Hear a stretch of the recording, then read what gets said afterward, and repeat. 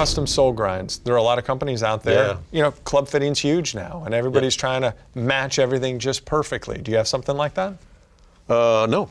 You know, are you a digger or are you a slider? And we answer that question with, are you kidding? You better be both.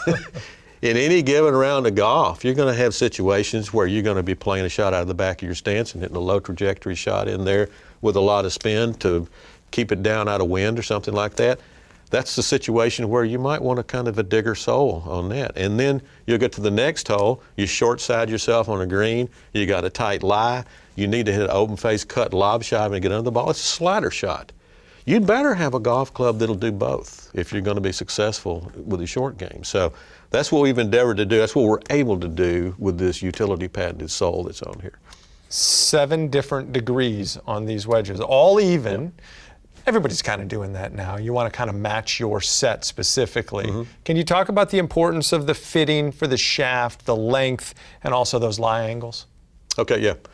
The lie angle fitting that's done for irons is generally a function of the dynamic properties of that swing. A lot's going on when a golfer starts to swing the golf club. Centrifugal force begins to go to work, and this club head, as you swing it and increase the speed, tries to get away from you, okay? And it can't get away, so what it does is it droops the golf club down.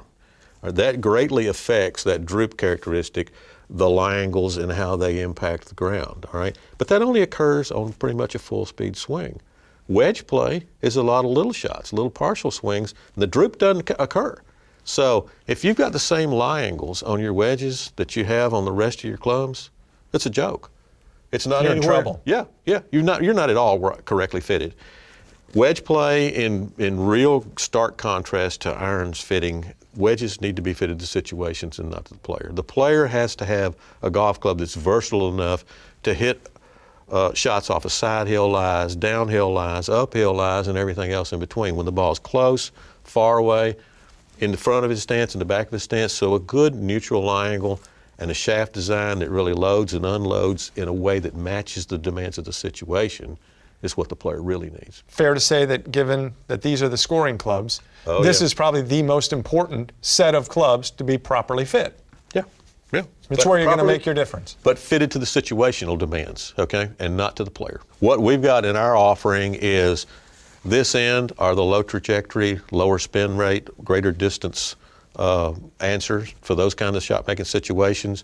At the other end, you've got the high loft, high spin rate, high trajectory situational clubs, and in the middle, you've got to pick your poison on the intermediate type shots. Now, obviously, they play to different distances, so to a point, they do become your 11, 12, and 13 irons, but only with just smooth, full swings, and that's where you want to draw a line at what you do with one wedge versus another.